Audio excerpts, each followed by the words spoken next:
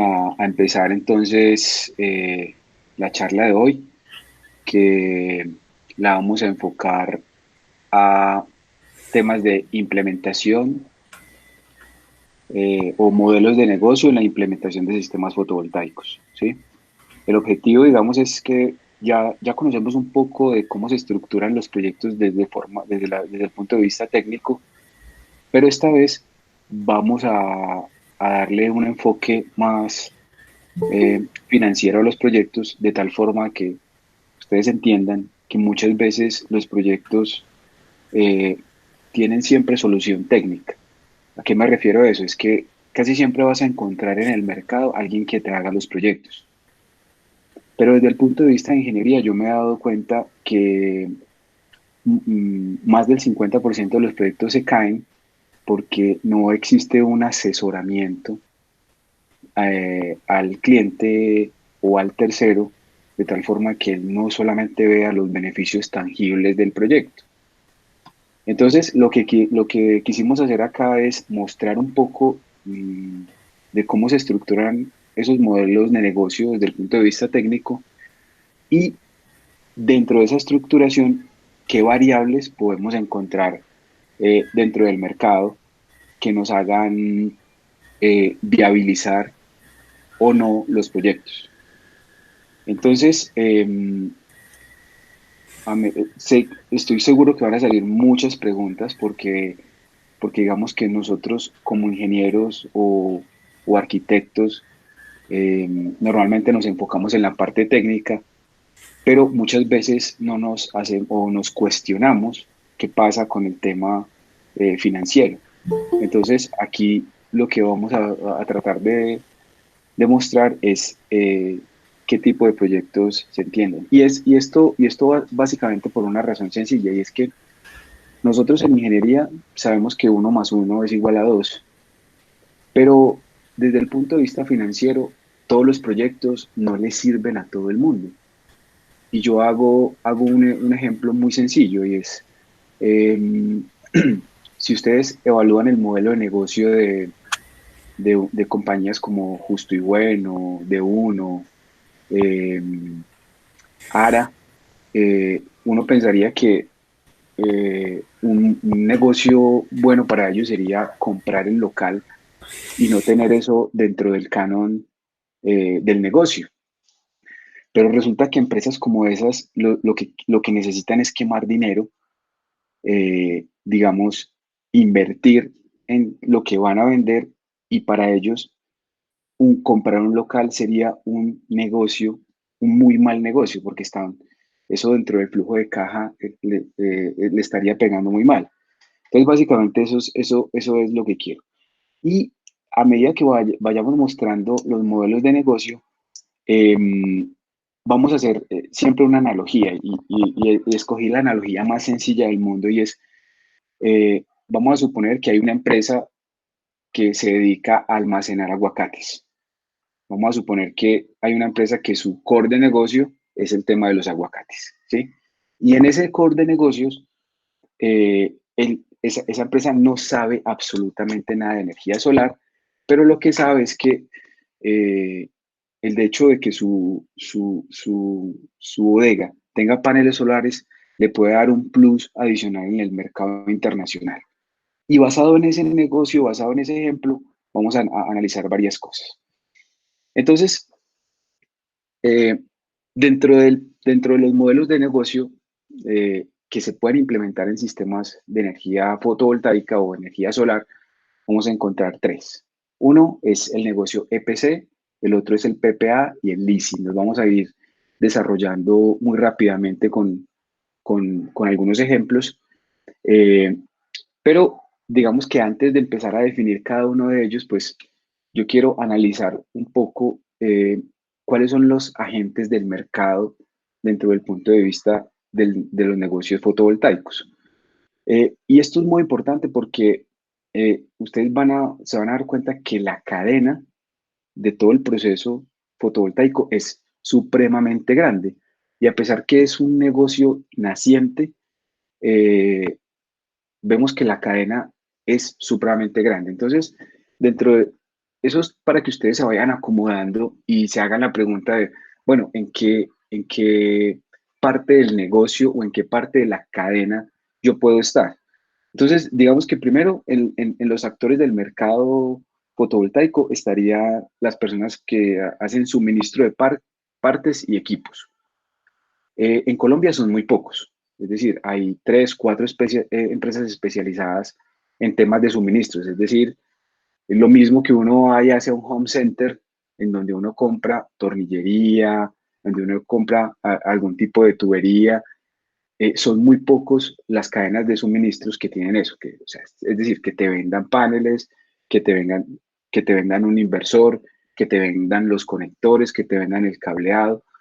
Entonces, esa sería la primera, digamos, el primer actor del mercado en el cual yo puedo enfocar el negocio. El otro actor del mercado son las empresas de ingeniería, ¿sí? Esas empresas de ingeniería pueden ser solamente empresas de ingeniería que se dedican a consultoría o están las empresas EPC, que son empresas de ingeniería, compras y montaje o construcción. Entonces, ahí empezamos a tener la primera definición. Una empresa EPC es una empresa de ingeniería, de compras, de procurement en inglés, y construction. Es decir, una empresa dentro de los actores del mercado es una empresa que te busca a ti, te hace ingeniería, te hace las compras y fuera de eso te lo construye. En el mercado fotovoltaico, esas empresas se conocen como EPCistas. Y en el recorrido o a lo largo de la charla vamos a hablar de los EPCistas. Entonces, los EPCistas son empresas de ingeniería que se dedican al montaje, a la ingeniería y a las compras. Es decir, te entregan un proyecto llave en mano, ¿cierto? Dentro de esos actores del mercado están otras empresas que compran activos y acuerdan con el cliente. Es decir, vamos a suponer que haya una empresa que tenga mucho dinero y que necesite quemar ese dinero eh, de buena manera, digámoslo así. Entonces ellos van a comprar un proyecto y se lo van a vender a un tercero. Entonces ahí podemos enfocar un concepto, es que un PPA eh, puede contener un EPC. Pero básicamente un PPA es una empresa que hace un acuerdo de compra de energía. Entonces, vamos a empezar a hacer la analogía dentro de ese sistema. Entonces, les hablé al principio que íbamos a hacer una analogía con una empresa que almacena aguacates para exportar. ¿Sí? Muy sencillo. Si yo voy a hacer la analogía de un EPC, significa que esa empresa que almacena aguacates y que los exporta y que tiene una bodega, tiene los recursos suficientes para montar un sistema fotovoltaico. Es decir, contrata a una empresa EPC a que le entregue un proyecto llave en mano. Pero ya empezamos a desarrollar algunas cosas y es que pues la empresa de aguacates sabe de aguacates, pero no sabe de energía y no sabe de energía fotovoltaica. Entonces ahí empezamos a desarrollar algunas cosas que pueden ser beneficio o que pueden ser una piedra en el zapato para el negocio. Entonces, dentro de esos actores del mercado están los EPCistas, los PPA, es decir, las empresas que hacen acuerdos de compra y venta de energía con terceros.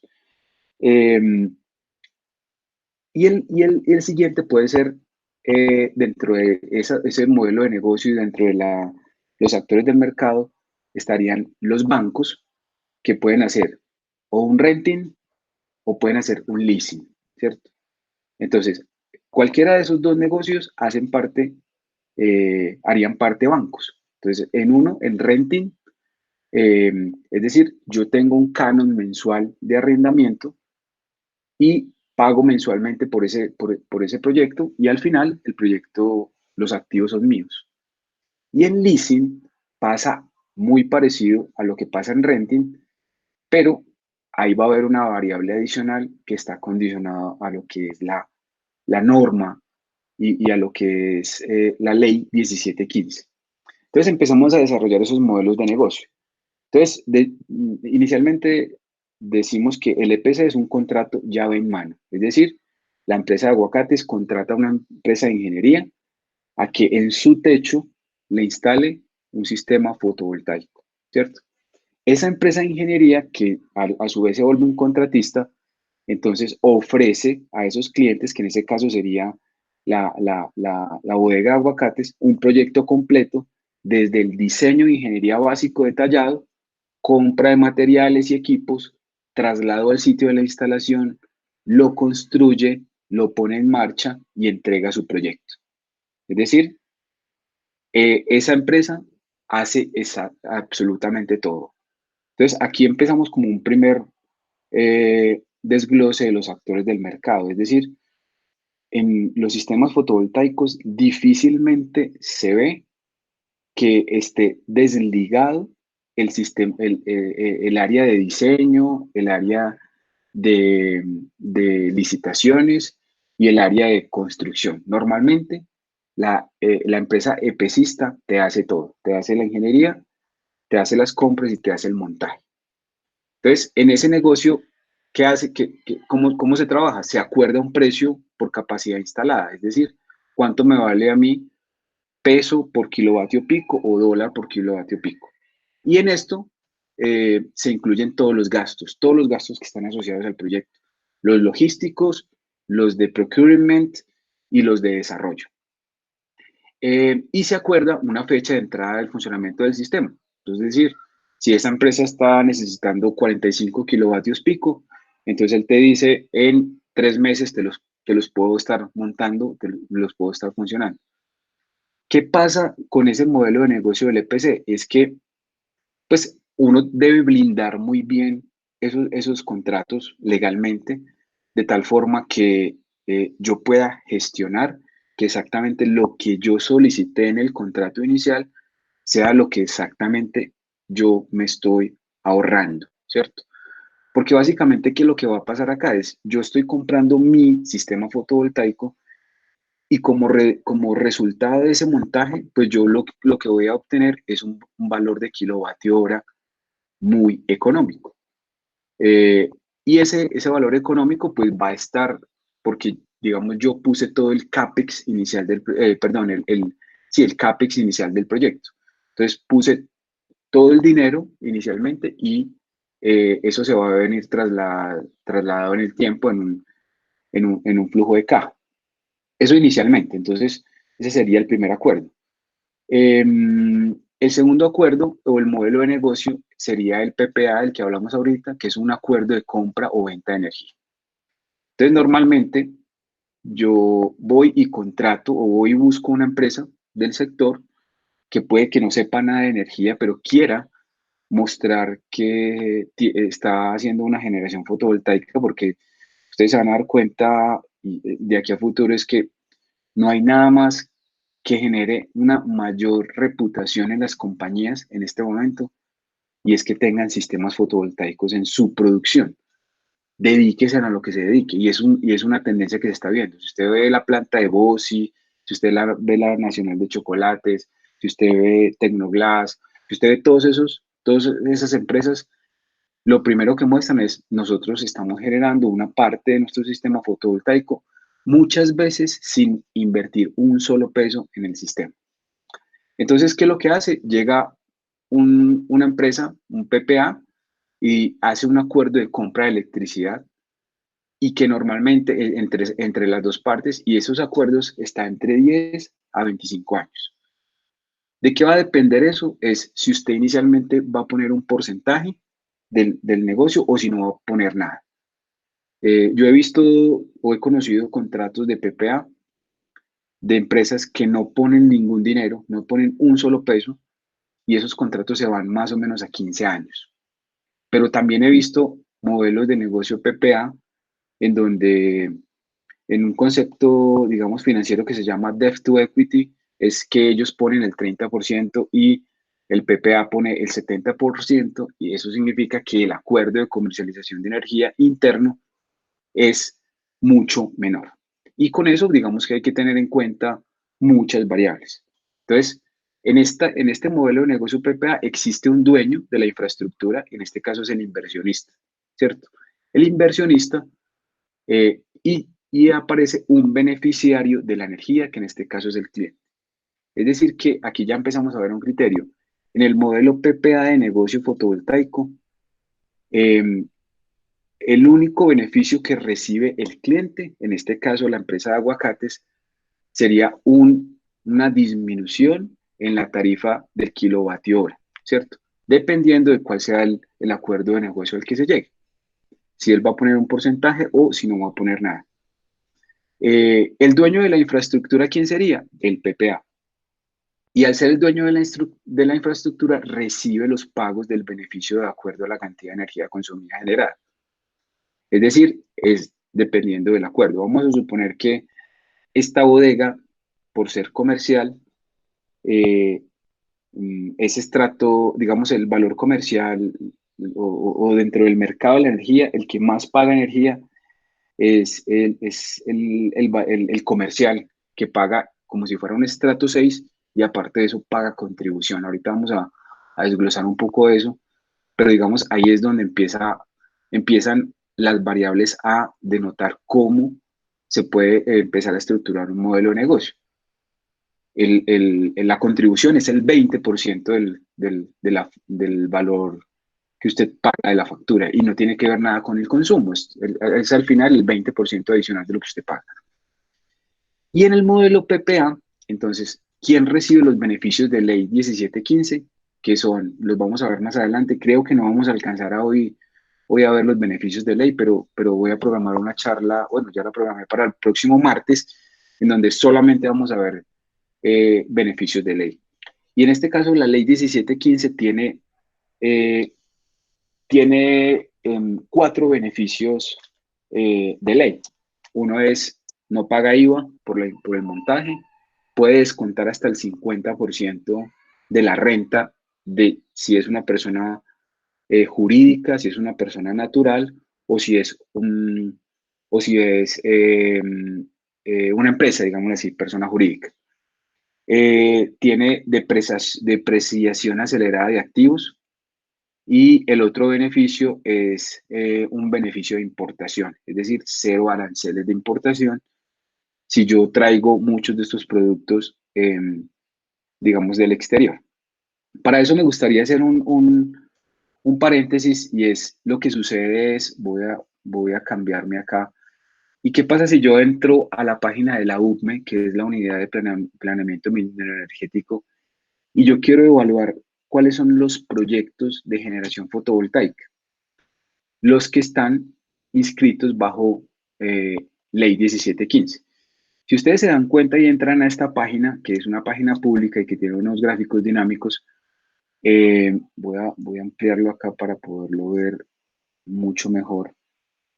Miren que aquí están todos los proyectos de las personas que empiezan a ser generadores distribuidos con exportación de energía a la red. Por ejemplo, yo me metí aquí en Armenia. Y aquí en Armenia hay dice Terminal de Transportes de Armenia, ¿cierto? Y él dice, tiene un proyecto de 120, pero la UME se lo rechazó. En este caso, la UME, de acuerdo al operador de red, que en este caso es EDQ. Entonces, él tenía un proyecto de 120. ¿Por qué se lo rechazó? Pueden ser muchas variables. La más común es que la ficha técnica de los inversores está por encima del valor de generación. Es decir, que si yo hice un modelo fotovoltaico para que, no sé, generara 120 kilovatios hora al año, como está previsto acá, y con una potencia instalada de 15, y voy y miro los inversores, resulta que los dos inversores que puso son inversores de 10. Entonces, la suma total de los inversores va a ser 20 kilovatios y él solicitó una conexión por 15. Y así sucesivamente. Pero hay algo muy interesante y es que si yo voy y miro los proyectos que se están desarrollando, estos son en tiempo real y se los va inscribiendo el cliente a medida que vaya haciendo los trámites con el operador de red. Hay unos proyectos, por ejemplo, acá hay un proyecto que dice Casa Norberto Serpa. ¿Quién es ese señor? Entonces, ese señor es una persona natural, ¿cierto? Y ese señor hizo un proyecto que ya está aprobado por Electricaribe de 6 kilovatios y ya está aprobado y ya debe estar, seguramente debe estar próximo a operación porque la UCME denota fase uno, fase 2, fase 3 y fase 4. Entonces, digamos, fase aprobado es fase 3 y en operación es fase 4. Pero entonces este señor es una persona natural. ¿Y por qué una persona natural inscribe un proyecto ante la UCME? Y básicamente es porque quiere obtener unos beneficios de ley que vamos a ver más adelante. Entonces, ¿cuál sea el modelo de negocio que esa persona incorporó? Eh, Básicamente lo que está sucediendo es que eh, esa persona va a obtener unos beneficios de ley y esos beneficios de ley van a estar asociados al proceso o al proyecto que cada uno desarrolle. Entonces, volvamos otra vez a la presentación porque estábamos hablando de lo que son los modelos PPA. Si en algún momento hay alguna pregunta, la pueden ir haciendo. Entonces, esa persona que vimos ahí en la página de la UCME quiere obtener beneficios de ley. Y esos beneficios de ley puede ser que esa persona sea un médico y él tenga una renta muy alta y él quiera que el 50% de la renta esté reducida por implementar un proyecto del fotovoltaico asociado a ley 1715. Y el otro modelo de negocio sería el leasing. Entonces, el leasing, yo hago un acuerdo entre las dos partes. En este caso, pues lo más seguro es que sea un banco y es de 80 a 120 meses, ¿cierto? El leasing, el banco puede financiar el 100% del activo. Es decir, yo voy a pagar mes a mes ese producto fotovoltaico. A simple vista, el leasing es un muy buen negocio porque, digamos, yo fijo puedo financiar el 100% del activo. En este modelo de negocio existe una entidad financiera, adquiere el bien a nombre propio, es decir, el bien es del banco, para arrendarlo a mediano plazo o a largo plazo. Existe otro actor que es el arrendador de la infraestructura.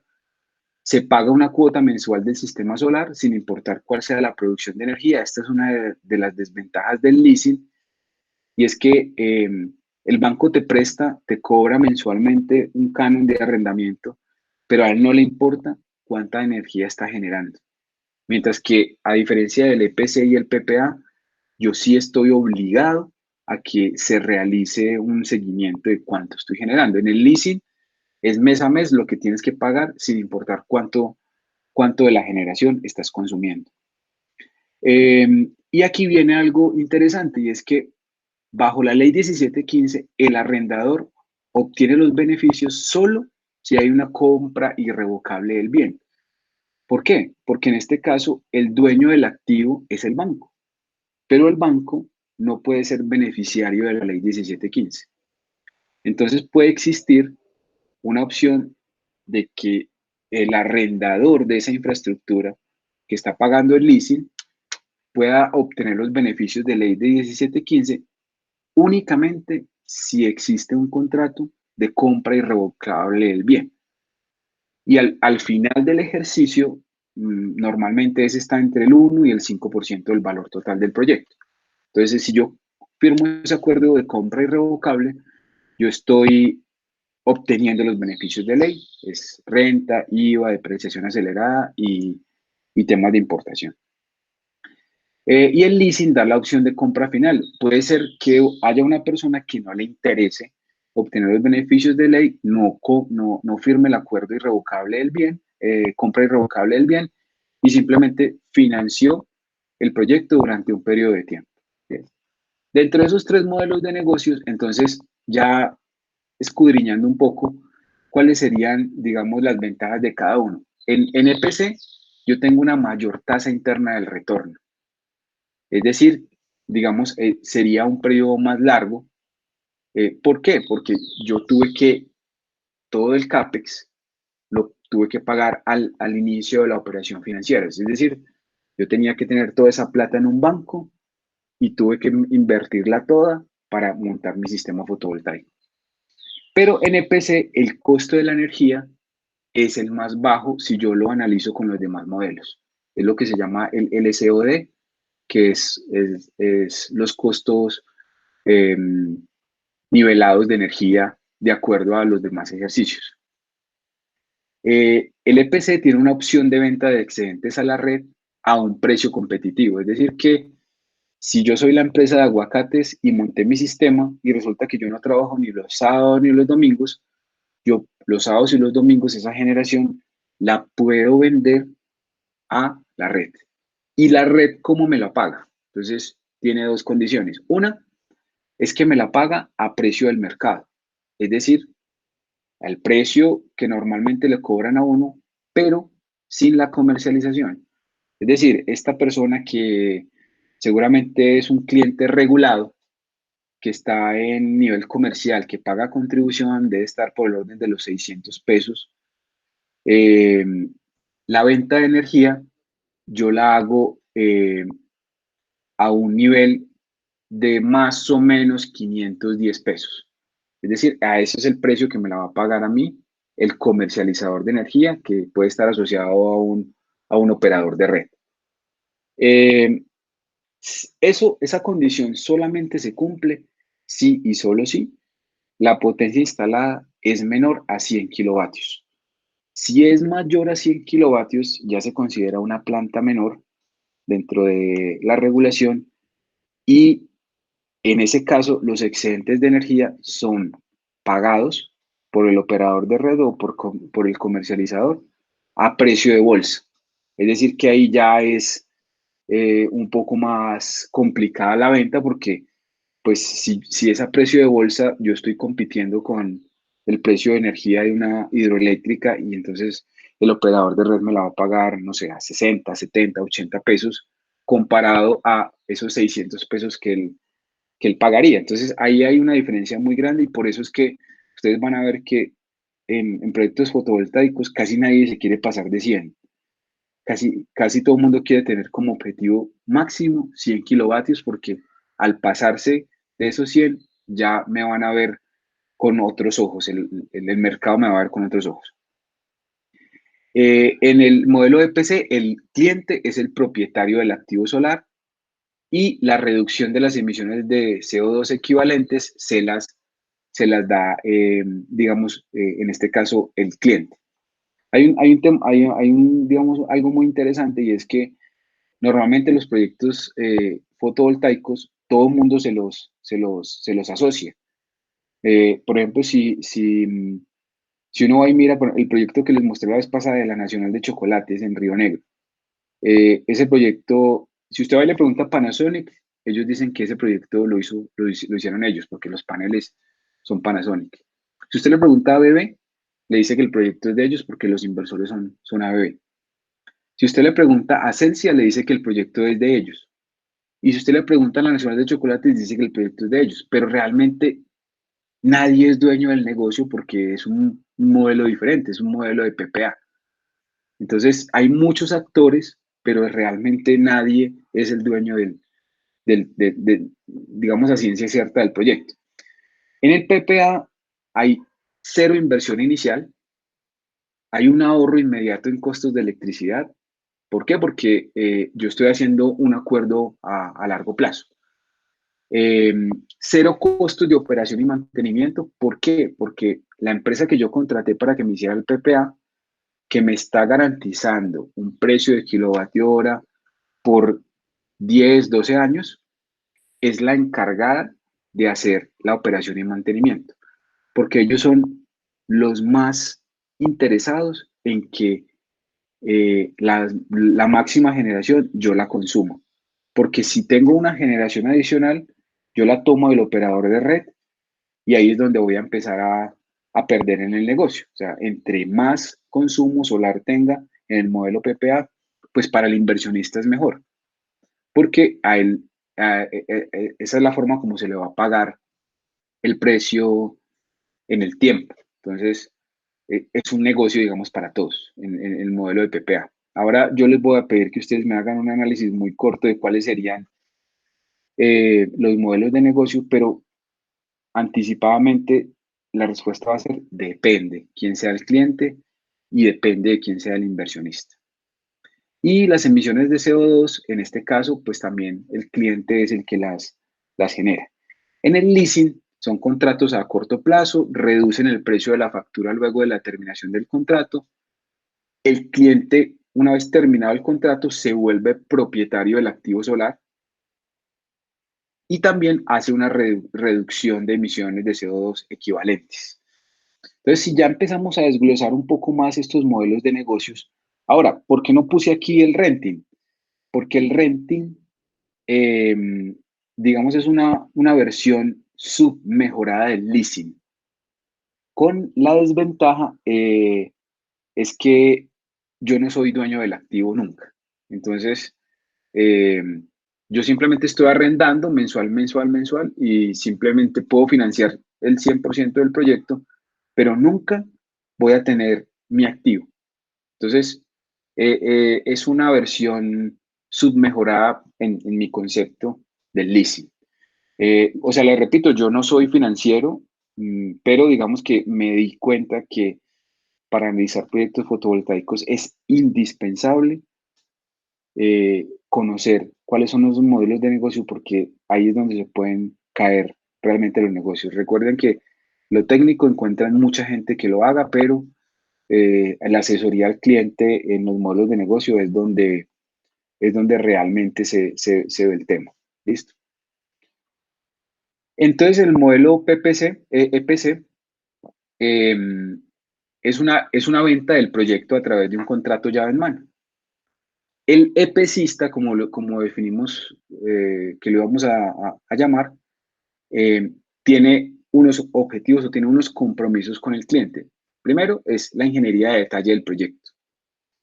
Y ahí creo que se abre un negocio muy importante dentro de la cadena de suministro del sistema fotovoltaico, porque casi nadie ofrece interventorías a sistemas fotovoltaicos y para cualquiera de los modelos de negocio, un interventor es supremamente clave porque es el que va a hacer que se traduzca lo que el EPC, el PPA, el renting o el leasing le quieren decir al cliente. Entonces, eso es un modelo de negocio, digamos, una línea de negocio que no está muy clara, pero creo que podría ser un muy buen negocio a futuro que haya una entidad de tercera parte que diga, que le obligue al EPCista a revisar la ingeniería de detalle del proyecto. A la larga, al EPCista le conviene que el proyecto sea robusto, ¿cierto? ¿Por qué? Porque es un contrato llave en mano. Entonces, si realmente el cliente requiere solamente 35 kilovatios pico, pero el EPCista le vende 55, el cliente que está encargado o que su especialidad es vender aguacates, no va a saber si esos 55 es sobredimensionado o subdimensionado. Entonces creo que ahí la interventoría, cuando uno empieza a desarrollar estos proyectos, se vuelve muy interesante.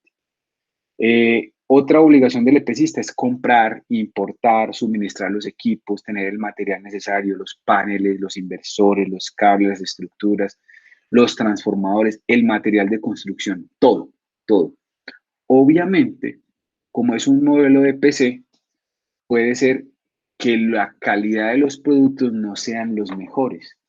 Entonces, aquí también el interventor tiene un tema bien importante porque pues al EPCista lo que le conviene es generar la potencia, que al final él instale un analizador de red o un medidor y él diga, mire, yo le vendí tanta potencia a pico y esta es la potencia que está generando y esta es la cantidad de energía que estoy generando al día. Chao, me voy, le dejo su negocio. Pero puede ser que el inversor sea tan malo que en 7 años toque cambiarlo, cuando normalmente está proyectado para cambiarlo en el año 12. Entonces, pues yo ya puedo llegar y decirle como cliente, como el que estoy pagando el proyecto, decirle, mire, no te voy a recibir este inversor, no te voy a recibir este panel y estos cables no me los canalizaste, no me instalaste un DPS. Entonces, creo que como mucha gente va a querer volverse pesista, creo que el 95% de la gente que se involucra en proyectos fotovoltaicos va a querer ser pesista porque Es de los mejores negocios porque es bajo riesgo, yo trabajo con el dinero del otro, te lo monto y me voy. Y chao, y si tienes algún problema me llamas de acuerdo a las garantías y no más. Pero en los negocios fotovoltaicos creo que el tema del acompañamiento funciona un poco diferente. Eh, y es recomendable que el contrato de operación y mantenimiento se haga directamente con el EPCista.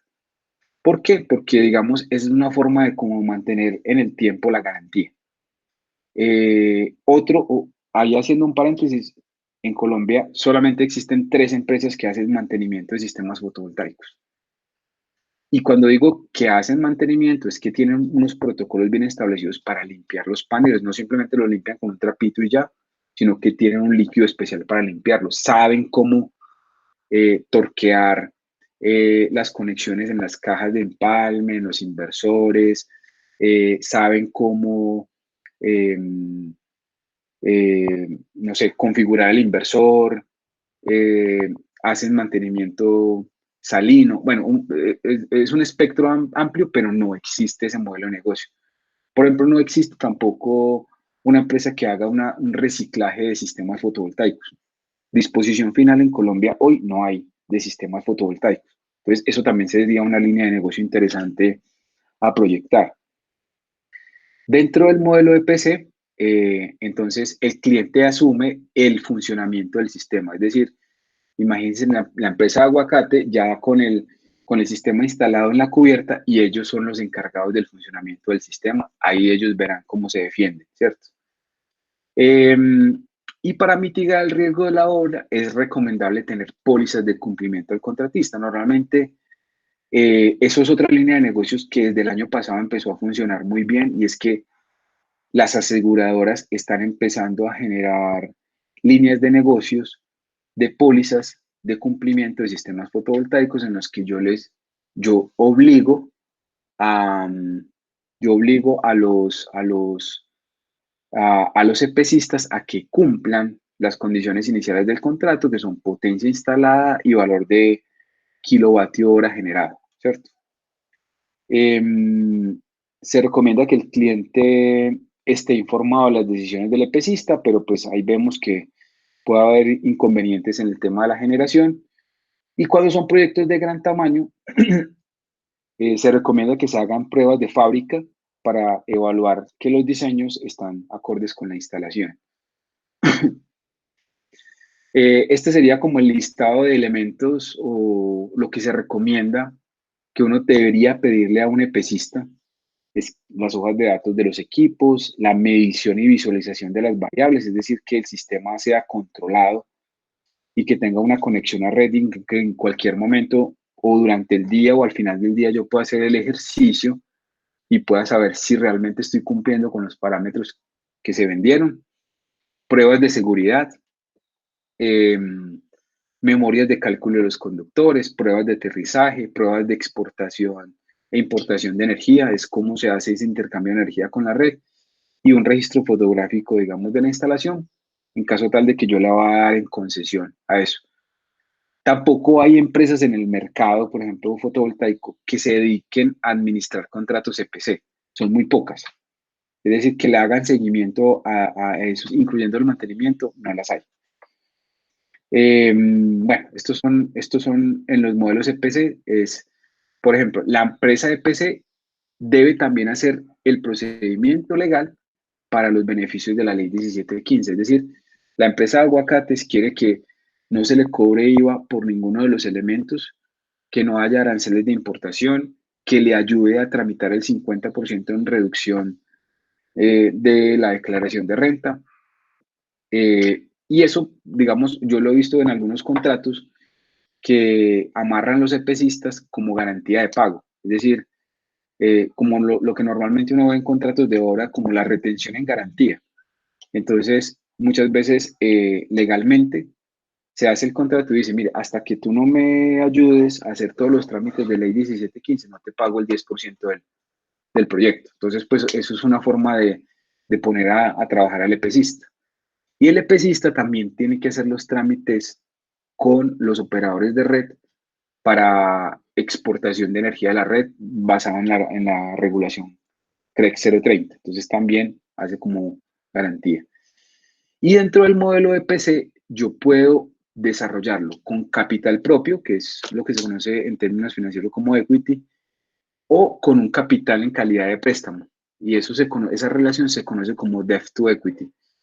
Eso en el caso de que yo no tenga el 100% como cliente, el 100% del proyecto para ejecutarlo, sino que tenga el 70%. Entonces yo puedo tener el 70% en calidad de, de, de CAPEX y el 30% lo voy a pagar en el valor del kilovatio hora de acuerdo al contrato que, eh, que haga con el EPCista, ¿cierto?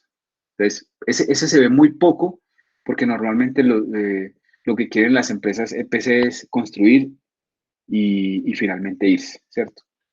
Si analizamos eso, entonces en el modelo de EPC y en la gráfica hacemos kilovatio hora con tiempo, este sería el costo acumulado de la electricidad. Si yo compro ese valor eh, al operador de red, ¿cierto? Si yo hago una compra del activo, este sería el escenario, es decir, que ahí tengo un delta de kilovatio hora por una cantidad de tiempo, va a llegar a la línea donde se cruzan estos dos proyectos sería donde yo tengo la tasa de retorno de la inversión, ¿cierto? Y al final, pues el WACC del proyecto que ahorita más adelante lo vamos a ver. Esos serían los valores, el CAPEX, la tasa interna de retorno de la inversión. El CAPEX es toda la inversión inicial que yo hice del proyecto. Miren que en la línea azul pues no tengo CAPEX porque yo tengo garantizada el suministro de energía por parte del operador de red. Bueno, un tema que se me había olvidado decirles es que dentro del modelo de PC, pues obviamente, como yo voy a tratar de vender excedentes a la red, yo eh, tengo que mirar cómo se va a comportar esos excedentes de la red. Entonces, ahí se abre también otra línea de negocios y es, por ejemplo, el tema de la gestión de los medidores bidireccionales, que son, digamos, unos vedettes en el área de los medidores que son supremamente especializados. Digamos, aquí tenemos en el mercado medidores normales, medidores doble tarifa, pero los medidores bidireccionales son muy especializados. Yo les cuento digamos, una experiencia que tuve el año pasado. Pues yo tuve la fortuna de ir a unas conferencias en Estados Unidos y coincidí con una empresa en Estados Unidos que vende medidores. Y resulta que estos personajes lo que hacen es que instalan medidores bidireccionales y estos medidores bidireccionales tienen la capacidad de, por medio de evaluación de frecuencia, el medidor sabe qué tipo de computador tienes tú en este momento conectado a la red. Si es un Apple, si es un Lenovo, si es un HP. Eh, ¿Y eso cómo lo hacen? Porque el rango de frecuencias que el medidor lee es de 1 millón de veces. Es decir, él tiene un espectro de 1 millón en la frecuencia de los 60 o los 50 Hz. Y cada dispositivo electrónico está tabulado de acuerdo a un valor de millonésimas de frecuencia.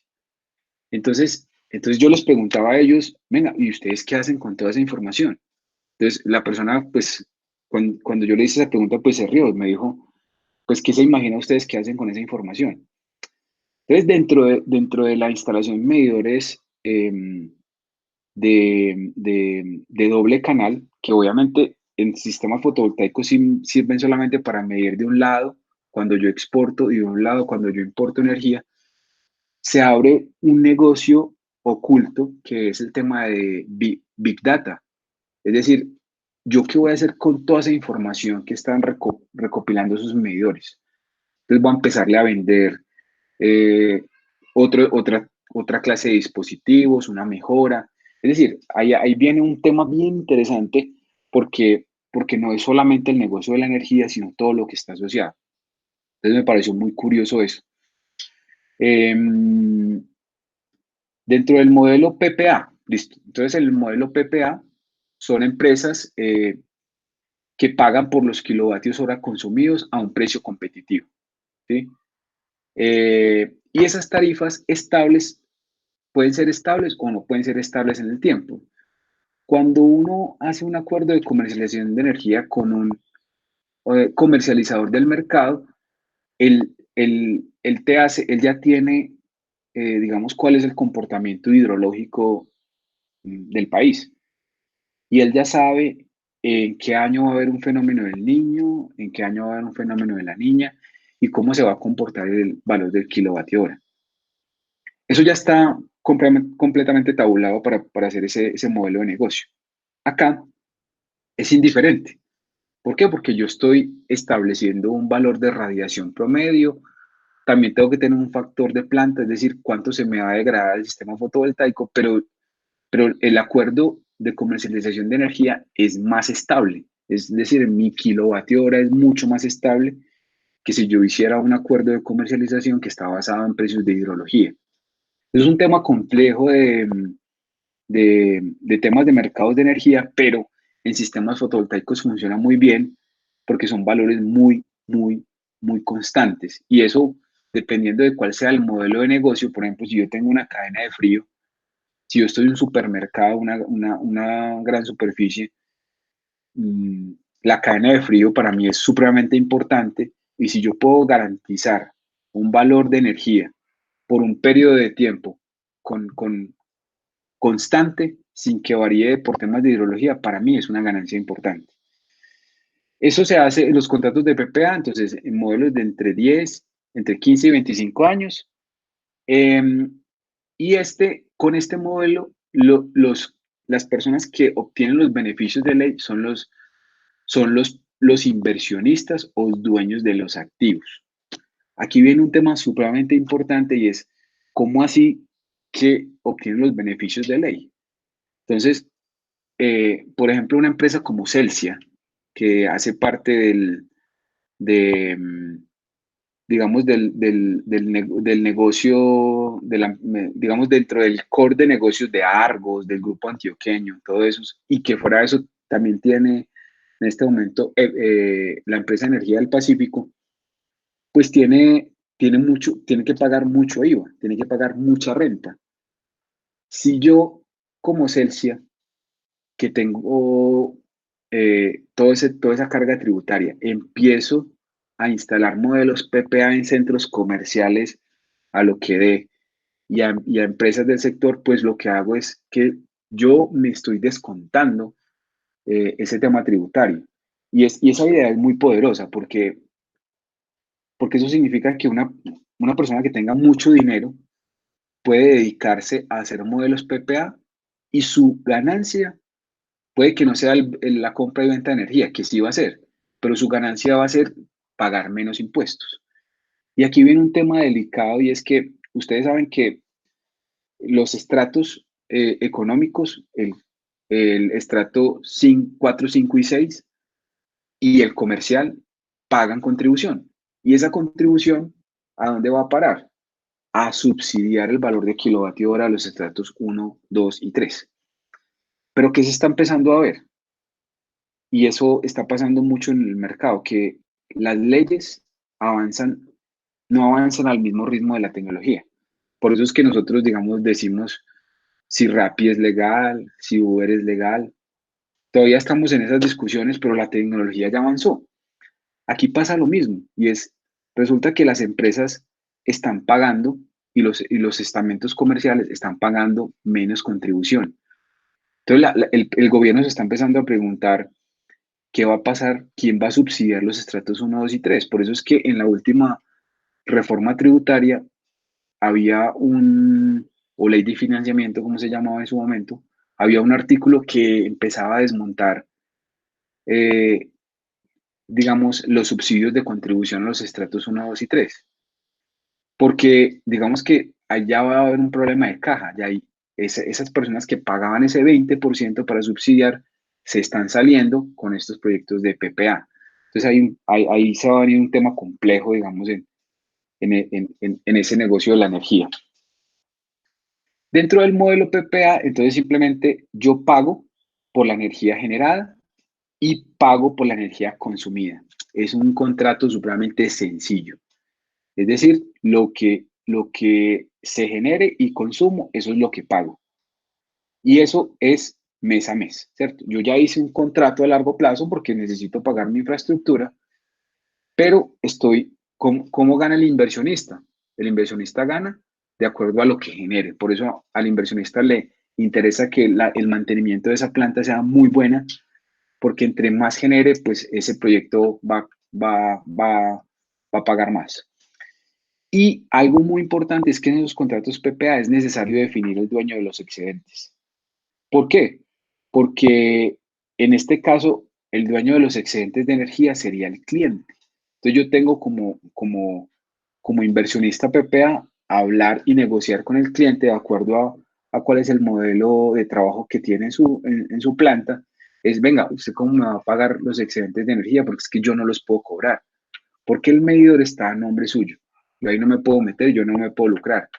Ahora, entonces, miramos a ver cómo negociamos. He visto por ahí algunos contratos en donde no han tenido en cuenta eso y el que sale ganando es obviamente el arrendador de la infraestructura, porque realmente él está obteniendo unos créditos de energía con el comercializador. Al final del contrato, el activo puede o no puede cambiar de dueño, es decir, se decide si yo me llevo esa planta o simplemente se la vendo al cliente que lo tiene instalado. Y si yo hago un análisis del costo de energía, entonces sería el valor, ¿cómo estaría? Si se dan cuenta, el valor del kilovatio hora está en PPA, está un poco por debajo, un poco por encima, perdón, de lo que sería un valor de EPC. Y en leasing, este sería el acuerdo de comercialización y este sería el valor tabulado de los tres. Si es el valor de PPA, si es leasing o si es EPC.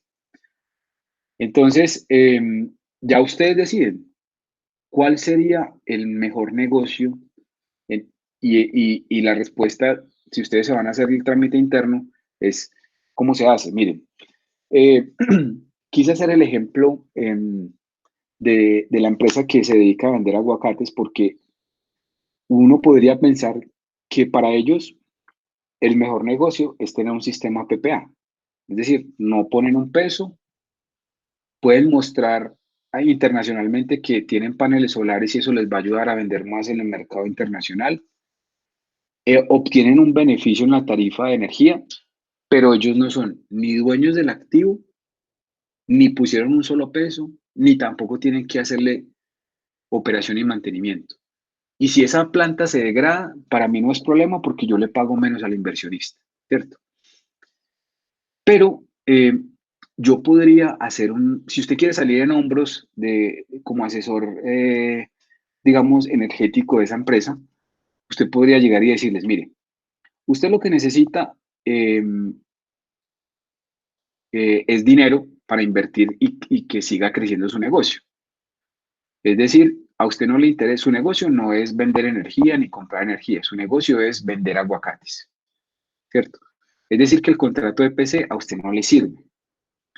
Pero si usted quiere salir en hombros como asesor financiero de esa empresa, ¿qué le debería proponer? Yo le propondría lo siguiente, yo le voy a decir, mire, voy a contratar a un interventor que me administre el negocio del PPA. Es decir, es una condición con el inversionista. Yo tengo mi interventor, yo lo pago de mi nómina, yo lo pago, de mi plata lo pago, digámoslo así. Voy a sacar a licitación un sistema PPA. Entonces voy a traer 3 inversionistas a ver cuál me ofrece el menor kilovatio hora en el menor tiempo posible. O sea, pongo a los 3 a pelear y el interventor es el que va a evaluar cuál es el que tiene la mejor tarifa, cuál es el que ofrece los mejores equipos, todo eso. A la larga, pues los equipos no interesan siempre y cuando eso quede en el contrato. Entonces, en el contrato establezco cuál va a ser el valor de ahorro en esa cantidad de tiempo de acuerdo al contrato. Entonces, supongamos que haya una empresa que me diga, mire, yo a usted le voy a ahorrar 2 millones de pesos mensuales por el kilovatio hora. No me tiene que pagar nada, pero hagamos un contrato a 15 años. Y yo le vendo toda la energía que yo mismo le estoy generando para que usted la consuma. Yo digo, listo, sí, me interesa el negocio, pero asegúreme que usted me va a garantizar 2 millones de pesos de ahorro mensuales. Y eso me lo deja en el contrato. Entonces, ese ahorro, pues obviamente yo no lo tengo en dinero, yo simplemente voy a dejar de pagar menos. Eso significa que esos 2 millones de pesos se van a volver 24 millones de pesos al año. Y digamos que el contrato es a 10 años. Es decir, que el ahorro, sin tener en cuenta valor presente neto, va a ser 240 millones de pesos. Ahorro. Si yo ya estoy garantizando con esa empresa que voy a firmar el PPA, que en 10 años voy a obtener un ahorro de 240 millones de pesos, yo hago un crédito con un banco, un préstamo con un banco. Y esos 240 millones de pesos que sé que me voy a ahorrar en 10 años, los invierto en ampliar mi negocio. Y si usted le propone eso al inversionista, usted sale en hombros, mejor dicho, usted le hacen allá un altar, porque eso significa que usted no puso un solo peso para montar el sistema fotovoltaico, está vendiendo la imagen de que usted es verde, de que usted es amigable con el medio ambiente, de que usted está dejando de emitir tantas toneladas de CO2 a la atmósfera. Y fuera de eso, el ahorro en 10 años me trajo un préstamo para ampliar mi negocio. Entonces, ¿por qué traigo ese ejemplo? Porque en el mercado de sistemas fotovoltaicos existe mucho charlatán. Es decir, el que te hace todo y te simula y, mejor dicho, te utiliza todos los programas, todos los software y te soluciona la parte técnica, pero nunca piensa en en los beneficios que le puede traer eh, al cliente final. Entonces, les dejo pues como esa, esa duda para que ustedes la analicen, que lo primero que ustedes tienen que preguntar, si a usted le preguntan, mire, ¿qué es mejor, EPC, renting, PPA o leasing? La pregunta es, bueno, pero desde el punto de vista de quién, ¿de cliente o de inversionista? Dependiendo de cuál sea el punto de vista, yo elijo eso, yo elijo este modelo de negocio. Para mí el leasing es muy ganador y en este momento hay dos bancos que tienen leasing, es Bancolombia y, y La Vivienda, que tienen leasings operativos de sistemas fotovoltaicos. Eh, los otros bancos se van a empezar a meter y van a necesitar asesores, digamos, que le empiecen a manejar estos proyectos, pero ese va a ser un proyecto, ese va a ser un negocio. Entonces, vamos a hacer un ejemplo muy rápido y es, vamos a hacer una determinación de un flujo de caja, una tasa de retorno de inversión para un proyecto fotovoltaico de 100 kilovatios pico para un centro comercial. Aquí hago un paréntesis muy rápido, es que si yo digo que es para un centro comercial, estoy estableciendo que es para las zonas comunes. Las zonas comunes, en teoría, son libres de contribución, pero en la vida real esto no se da así. ¿Por qué? Porque las zonas comunes de alguna manera siempre obtienen un beneficio comercial de esa carga. Es decir, el solo hecho de que un centro comercial cobre el parqueadero está haciendo negocio con la energía de zonas comunes, es decir, que él ya no tendría opción de un descuento del 20%. Entonces, para un centro comercial que yo le inyecte esta potencia y una cantidad de energía, es una ganancia. Entonces, haciendo el análisis del CAPEX, entonces aquí tengo la cantidad de paneles solares, las estructuras, los inversores, el cableado en AC, el cableado en DC, bandeja portacables en DC, bandeja portacables en AC, las protecciones en AC, un transformador baja-baja que seguramente se va a usar, tableros eléctricos, ahí están todos los precios, un sistema de puesta a tierra, apantallamiento, y al final yo digo que ese proyecto vale 469 millones de pesos. Entonces, vamos a hacer un análisis de flujo de carga. Para eso, yo le pedí el favor a un especialista que nos ayudara y nos contara el tema. Le voy a dar la palabra al ingeniero Alonso Arbeláez, que él es magíster en Administración Financiera de la Universidad de AFIT, es especialista en estructuración de negocios eh,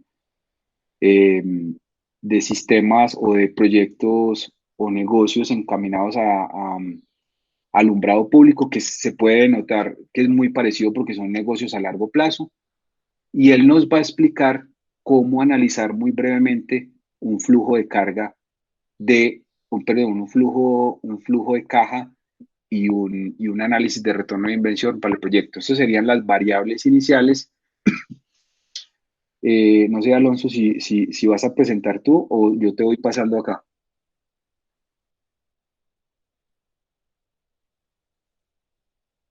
Al- Aló, muy buenas tardes.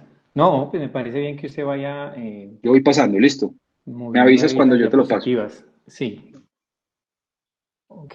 Bueno, entonces, muy buenas tardes a todos. Mi nombre, como lo dijo el ingeniero, es Alonso Arbeláez y les voy a aportar un poco en el tema financiero, dado que, como decía el ingeniero, no solo los proyectos hay que verlos desde un punto de vista de ingeniería, sino también desde un punto de vista financiero, y yo le aportaría otro punto adicional que es un punto de vista normativo que dijo Luis que lo iba a tocar más adelante.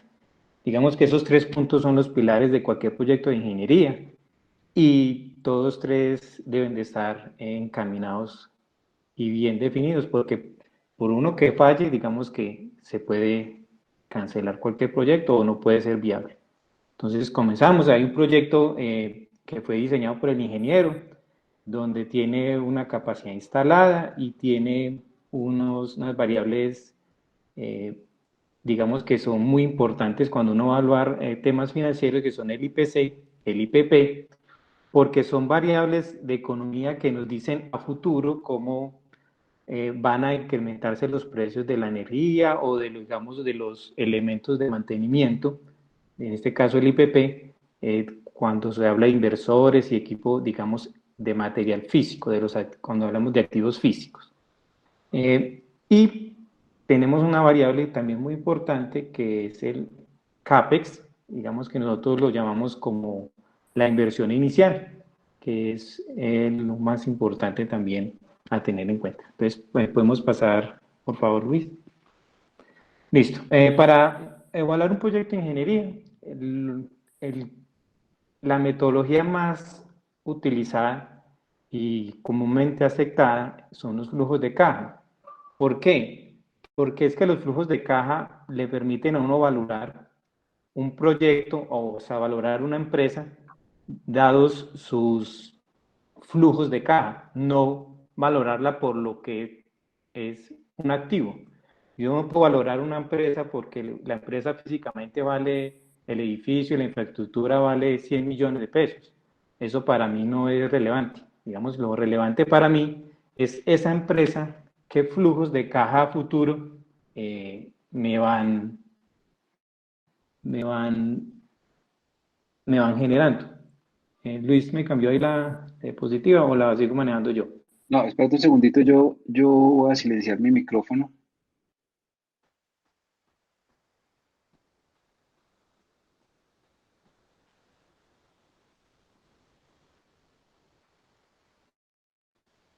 Sí, aló. Bueno, entonces, continuando con el tema de cuál es la metodología más adecuada para valorar un proyecto, digamos que el flujo de caja es el más adecuado porque nos permite determinar si un proyecto es viable por lo que él me genere en caja. Como lo decía el ingeniero ahora, hay inversionistas que quieren invertir y les da miedo invertir en activos fijos. Entonces, ellos lo que ven más viable es decir, bueno, ¿esto qué me va a generar en rentabilidad más adelante? Bueno, pasamos la hoja, por favor. Listo. ¿Qué es un flujo de caja? Un flujo de caja lo vemos como una inversión inicial negativa en este flujo, y a futuro yo esperaría que ese proyecto me genere unos retornos, que son digamos ahí las flechitas hacia arriba, que esos valores traídos después a valor presente, me puede ahí estar un enter a la imagen, me van a traer esos flujos a valor presente, me van a dar un valor que yo voy a comparar después con la inversión inicial, y la diferencia me va a dar el valor presente. ¿Me le das otro clic, por favor, ahí? ¿Qué es lo importante aquí?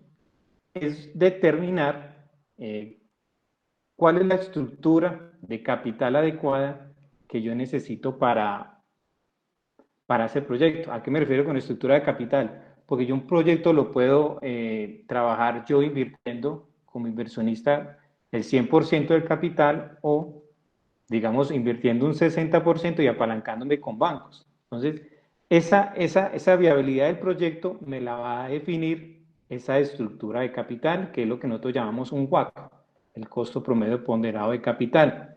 Y ese WACC está muy asociado al riesgo. Al riesgo, como todo proyecto de ingeniería tiene sus riesgos, y la idea es cuantificar esos riesgos. Cuanto mayor sean los riesgos, mayor va a ser el WACC. Y al va a ser mayor el WACC, va a ser menor el valor presente de esos flujos de caja, o sea, va a ser mucho menor el valor que nosotros vamos a recibir, y por ende vamos a castigar mucho el proyecto. ¿Puedes cambiar ahí, por favor, la diapositiva? Bueno, ¿qué es el WACC? Esta es la tasa de retorno del inversionista. Como vimos ahora, había un flujo de caja, pero digamos ese flujo de caja es el flujo de caja del proyecto, y al inversionista no le interesa el flujo de caja del proyecto, al inversionista le interesa ese flujo de caja, pero el inversionista. Para hacer el flujo de caja al inversionista, digamos, necesitamos incorporarle las variables de inversión que se manejan en todos los proyectos, que son el apalancamiento y el patrimonio. Para calcular ese WACC también tenemos en cuenta la tasa impositiva. Ahí la podemos ver como 1 menos T. Como vemos ahí es un promedio ponderado en cuanto a la inversión de deuda versus capital. Y como hablaba el ingeniero ahora, cuando uno invierte en un proyecto, es beneficioso en el momento de que esa inversión nos ayuda para deducir o restarle al préstamo, a la deuda. Eso nos hace eso es lo que llama un apalancamiento o una cobertura en deuda, gracias a los préstamos. Pasamos la diapositiva. Bueno, para calcular ese WACC, ¿qué es lo importante? Bueno, como yo como inversionista, a mí me gustaría saber, bueno, tengo ese proyecto, ¿cuánto deseo yo recibir por ese proyecto? Yo puedo decir, no, pues que para mí yo quiero recibir un 30% de utilidad, o un 15, un 20. Digamos que eso no es lo adecuado. Para cada proyecto de ingeniería tiene su WACC, porque cada proyecto de ingeniería tiene sus riesgos, tiene su financiamiento. Entonces, esas dos variables cambian en todo proyecto. Y para cada proyecto debemos de calcularle el costo de capital. ¿Cómo calculamos el costo de capital? Como lo ven ahí, es una prima de riesgo, MRP, por un beta sub E. Ese beta sub E es el riesgo. Como yo le decía ahora, el WACC está muy asociado al riesgo, y tiene razón. Si yo como inversionista veo que un proyecto es muy riesgoso, yo voy a exigir un WACC muy alto, porque el riesgo yo lo tengo que compensar de alguna forma. Voy a exigirle que es unos rendimientos mayores. Pero si el proyecto, digamos que es un proyecto estable y no tiene muchos riesgos, el WACC va a ser más pequeño, y por ende va a haber unos flujos de caja mucho mayores y un valor presente mucho más alto, y una viabilidad más grande del proyecto. Para calcular ese riesgo beta sub B, no, lo adecuado hay que hacer es, digamos, compararse con empresas del mismo sector que hagan el mismo ejercicio que estamos haciendo nosotros de paneles solares y mirar ese beta que hay ahí y ese beta sub A, y nosotros lo apalancamos. Lo que nosotros hacemos es un apalancamiento. ¿Qué es el apalancamiento? Digamos que hay un sector, ese sector es de la energía. Ese sector de energía tiene un riesgo cuantificable de, digamos, 0.4, pero ese 0.4 es de sector. Yo quiero ver cómo ese factor de riesgo me afecta a mí, mi proyecto. Eso es lo que nosotros llamamos un apalancamiento. Y ustedes lo ven ahí, lo llamamos un beta sub A. Ese beta sub A, al nosotros aplicar esta fórmula, lo que decimos, uy, ese riesgo que es del sector, ¿cómo lo traigo a mi proyecto? Eso es lo que llamamos un beta sub E o el riesgo del proyecto. Luis, ¿me puedes cambiar ahí la diapositiva? Bueno, muchas gracias. Listo. Ahí vimos, digamos, la estructura de cómo se calcula un WACC. Vimos las fórmulas y ¿qué es lo importante que ustedes vean aquí? Que todo proyecto tiene su riesgo. La inversión inicial del proyecto que planteó el ingeniero es de 469 millones de pesos, ¿cierto?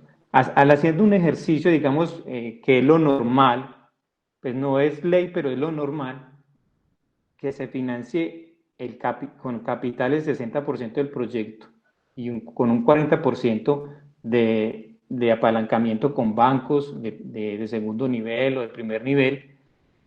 Tenemos, aplicando las fórmulas, ustedes ven ahí que hay una tasa impositiva de un 33%, un un MBRP, que es una prima de riesgo, que es la prima que el inversionista se le debe reconocer adicionalmente por invertir en ese proyecto y no en otro. Eso es lo que es una prima de riesgo.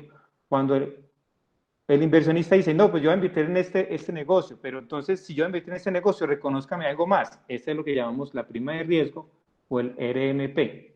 Tenemos el RSUF, que es la tasa libre de riesgo, en este caso son los test de Colombia, ahí está asociados, y calculamos, como ustedes pueden ver ahí, tenemos un beta sub A, que es 0.55. Ese 0.55 es el beta del sector de la electricidad, pero ese beta es de la electricidad del sector. Yo digo, bueno, este beta a mí, ¿cómo lo traigo a mi proyecto? Cuando nos volvemos ¿me puede volver la diapositiva anterior, porfa? Nosotros decíamos, ¿cómo hago para pasar ese riesgo a mi negocio? Yo llegaba al beta sub E con este apalancamiento. Entonces, por favor, adelanta una diapositiva. Ahí llegamos a un beta sub E de 0.92. Ese es el riesgo de nuestro negocio. Y como dijimos, a mayor riesgo, mayor WACC, eso me afecta el WACC. Para este ejercicio, con una estructura de capital 60% patrimonio por el inversionista y 40% de bancos o entidades financieras, nos da un WACC de 8.56. Luis, ¿me puede llevar eso? Correcto. Entonces, ahí vimos una estructura de capital 60-40, pero no digamos, ¿cuál es el mejor escenario para invertir? Si me meto con un 100% de capital privado o me meto con un 100% con bancos, ¿cierto? Ahí hicimos 4 escenarios. El escenario 60-40, 90, casi 100% del capital privado, no, o sea, una relación 90-100, me da un 8.27 de WACC, una relación 50-50 me da un 8.66 y una estructura de capital 100%, digamos que casi, digamos no, 100%, un 90% deuda y 10% capital, me da un valor, perdón, aquí, de 9.05. Entonces, como podemos ver ahí, cuando yo me financio más con deuda, el WACC se me crece, ¿cierto? Entonces hay que buscar un punto de equilibrio, cuál es el mejor para nosotros. En este caso nos dio que un WACC de 8.27 nos da con mayor capital, con 90% de capital y 10% financiamiento con bancos. Puede pasar, por favor, a la siguiente diapositiva. Bueno, ¿cómo valoramos nosotros los proyectos? Ahora el ingeniero hablaba que habían varios modelos de negocio. Está el EPC, el PPA, el leasing. Pero yo digo, yo como inversionista o como cliente digo, ¿cuál de eso es mejor para mí? ¿Yo contra qué me comparo? Pues la herramienta es esta, el WAC, porque yo puedo decir, bueno, en el EPC, ¿qué WAC me da? En el PPA, ¿cuál el WAC que me está cobrando el inversionista? Me está cobrando un 10%. En el leasing, el banco, ¿cuánto me está cobrando? Me está cobrando 7%. Entonces, ¿yo cómo hago para saber eso? Tengo que calcular mi propio WAC.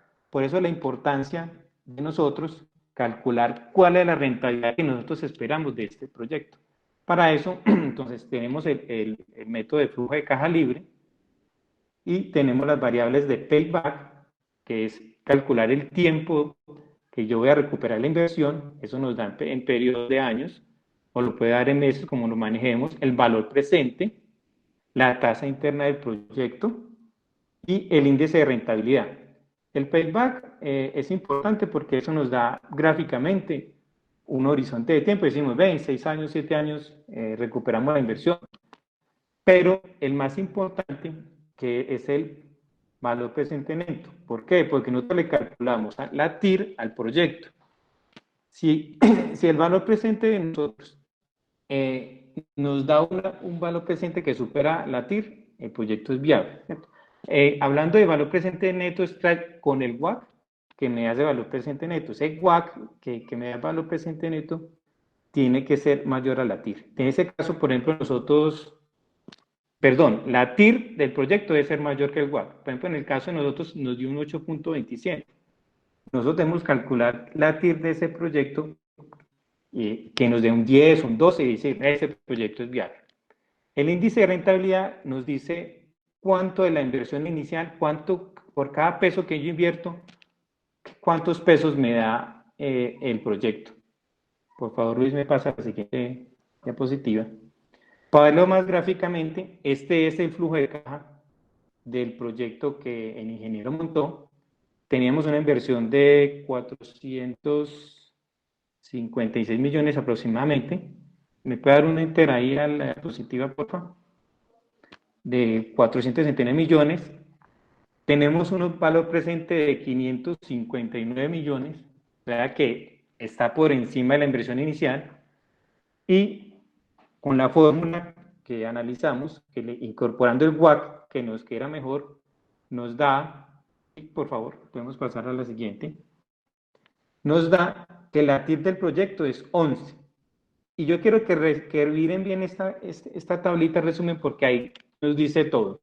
Digamos que ustedes van a presentarle a alguien un proyecto financiero, tiene que incorporar estas variables y él, al analizar esto, le puede decir sí, voy o no voy. Vemos que el valor presente ya neto, o sea, al hacer la resta de lo invertido y los flujos traídos a valor presente, esa diferencia me da 90 millones, pero eso es una diferencia libre porque yo ya desconté mi inversión y también le pagué al banco. O sea, esos 90 millones de pesos son libres, ya pagándole a los bancos y pagándole a los socios.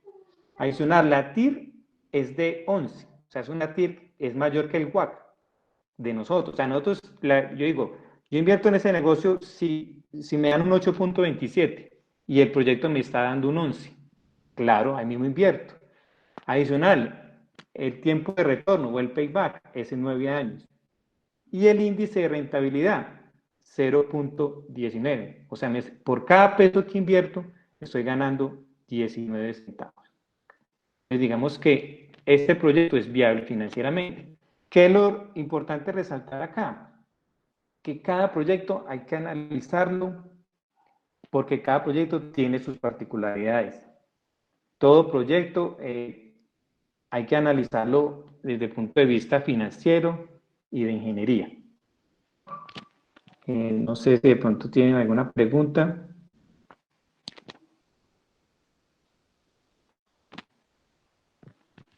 ¿Aló? Bueno, este tema es bien interesante porque, como decía el ingeniero, cada proyecto se debe analizar de manera diferente. Es decir, en este caso, pues se tiene un payback diferente. Si estamos hablando de un centro comercial que se le va a montar un sistema para que funcione 20 años, significa que dependiendo de cuál sea el modelo financiero, él podría tener 11 años adicionales para usufructuar esa infraestructura. Entonces, tiene que cada proyecto es diferente. Entonces, ya basado en esa condición, yo decido si lo hago por un modelo EPC, si yo tengo mi plata o si presto un porcentaje, o si lo hago a través de un modelo de PPA. Todas esas variables van a depender de, digamos, de esas condiciones y cuál sea el tipo de cliente. Entonces, ese tema es muy importante. No sé si tengan en este momento alguna pregunta. Yo sé que los términos financieros son algo complejos, pero creo que tratamos de encontrar la mejor manera para que ustedes evalúen cuáles son las variables de decisión de un proyecto. Les recuerdo que gente que haga proyectos fotovoltaicos hay muchos en el mercado. ¿Quién te soluciona la parte técnica? Muchos, pero las personas que hacen todo el análisis y le venden el mejor proyecto al cliente, esos son los, digamos, los ganadores en el área y digamos que estamos, digamos, a su disposición para que cualquier proyecto que tengan nos lo hagan saber y nos dejen analizarle todas las variables de tal forma que le podamos vender al cliente cuál es el mejor resultado. Muchas veces, eh, cuando yo les hablaba del tema de la interventoría, el actor de tercera parte que pueda analizar todas estas variables, es la forma más fácil que un cliente se va a sentir tranquilo de si firma o no firma un negocio. O si usted tiene dinero para hacer un proyecto PPA, pues mire todas las variables que tiene que tener en cuenta. ¿Listo? No sé si alguien tiene una pregunta, la puede hacer. Eh, Luis, ¿Sí? una consultica. Digamos que en un proyecto o una implementación, digamos, no la llamemos como muy robusta, sino algo como muy experimental. Digo yo, la implementación de paneles son unos proyectos residenciales que puede hacer desde una residencia, una casa, a un conjunto residencial. La aplicación de este análisis financiero iría de primeras o iría una evaluación de un análisis técnico de primeras. Digamos que el paladar de manejar este escenario, de todas maneras, se puede empezar por cualquiera de los dos escenarios. Sí, digamos que cualquiera de los dos. O sea, digamos que el proyecto fotovoltaico siempre nace de una necesidad. Puede ser que la necesidad sea yo quiero mostrar que mi empresa o yo quiero mostrarle o simplemente tengo una conciencia ecológica y quiero poner paneles solares. Pero eso se puede volver un capricho o se puede volver simplemente algo para mostrar. Entonces, ¿qué es lo que se recomienda? Inicialmente, hacer una condición, hacer la parte técnica. Es decir, el cliente está interesado, entonces le hago la parte técnica. Ahora, después de hacerle la parte técnica, le hago el análisis financiero y el cliente decide cómo lo hace. Si es para un proyecto residencial, las opciones son muy pocas, porque realmente, pues yo no lo voy a hacer como un tema 100% de rentabilidad. Si yo tengo que el payback de ese proyecto es de 9 años, pues sí, claro, tengo un tema de rentabilidad porque voy a pagar menos kilovatio hora de aquí en adelante. O el sueño de todos, ser un usuario desconectado de la red, también lo puedo hacer. Pero lo primero es la condición técnica y después la financiera. Ok, ok. Luis, Luis, una y pregunta. Ah, continúa, no ¿Sí? continúa. continúo yo, ¿sí? Sí. Ok, Luis, digamos que bajo este contexto, eh, algunas, digamos que el ejemplo de los parqueaderos está pues muy bueno para el centro comercial, pero digamos que existan unos parqueaderos independientes fuera de un centro comercial o proyectos como intermedios que impliquen, digamos, un análisis, digamos, financiero, pero no tan robusto como esto. De todas maneras, pesaría mucho el análisis técnico, ¿cierto? De primeras, o sea, como inicialmente uno le pegaría primero al análisis técnico, Sí, sí, sí, claro. Digamos que esa es la primera variable, bajo porque la necesidad, ¿cierto? claro, porque yo para hacer un análisis financiero, lo primero que tengo que tener en cuenta es el CAPEX, es decir, Ok, cuál va a ser la inversión inicial. Y para hacer la inversión inicial necesito saber cuánta área tengo para montar el sistema. ok, listo, listo. O sea, Luis, una pregunta. La parte de vender los excedentes pues, al operador de red, al operador de red sería. ¿Tú cuándo haces ese acuerdo con él para vender esos excedentes? ¿Cuando te están aprobando el proyecto? ¿Cuando lo terminas? ¿Y qué hay que hacer para llegar a ese acuerdo de la venta de estos excedentes? Se los voy a explicar muy fácil, pero en la charla que vamos a tener el próximo martes lo vamos a ampliar. Y es, yo ya estoy conectado, eso es un requerimiento, yo tengo que ser un usuario conectado. Es decir, yo ya tengo un medidor normal en mi casa o en mi conjunto o en mi finca. Ese es el primer paso. Segundo, yo debo llenar un requisito dentro del generador distribuido para inscribir la potencia que quiero instalar y la que quiero exportar. Y eso se hace a través de un formulario muy sencillo que está en internet que se envía. El operador de red tiene 15 días para contestarme si es viable o no exportar esa cantidad de energía a la que yo quiero generar. Después de que me exporte, yo tengo 6 meses para montar el proyecto. Es decir, montar el sistema fotovoltaico, montar el inversor y lo más importante es montar el medidor bidireccional. Antes de montar el medidor bidireccional, necesito tener un certificado RETIE de uso final de la instalación fotovoltaica. Es un requerimiento. Y con esa condición, yo voy a donde el operador de red y le digo, estoy listo, tengo mi certificación RETIE, le radico la documentación, el operador de red después de radicarlo tiene 15 días para visitarme y me aprueba la conexión. Y en ese caso, él ya sube los datos al sistema y dice que ese generador, ya ese cliente es un generador, autogenerador distribuido que exporta energía a la red. En todo ese tiempo pueden pasar 7, 8 meses. Lo más demorado no es el montaje del sistema ni la aprobación. Lo más demorado es la instalación del medidor bidireccional. ¿Por qué? Porque en Colombia solamente hay 2 empresas que lo suministran. Entonces, las filas, digamos, o las colas de montaje son largas. O sea, eh, yo he conocido casos de gente que se ha demorado, el operador de red le ha tenido que hacer prórrogas de los 6 meses que le entrega para, para, para que le instale el medidor. Y hay una condición especial dentro de la CREC 030 y es que si tú en 6 meses no has hecho los trámites para ser generador distribuido, pierdes el derecho y debes esperar 18 meses para volver a inscribirte. Entonces, por eso prácticamente uno ya debería tener el sistema montado cuando el operador de red le aprueba. ¿Listo? Una pregunta. Buenas Sí. tardes. En el tema, digamos, de la certificación RETIN, para la adquisición de los equipos, si yo los quisiera importar, igual me imagino que me exigirían el certificado de conformidad de producto, ¿sí? De acuerdo. Pero no sé si hay alguna ayuda o algo así, digamos, con el tema de la importación y la homologación de los equipos que yo vaya a instalar.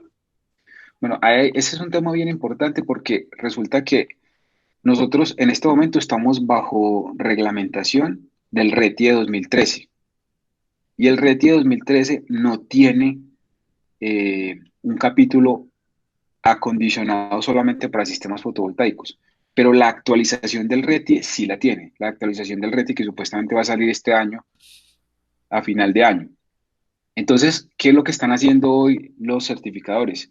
Simplemente con los certificados de producto que sí tienen que estar homologados ante un organismo de certificación de ONAC. Es decir, no puede ser cualquier inversor y no puede ser cualquier panel. Tiene que tener una certificación de importación y esa certificación de importación tiene que tener ese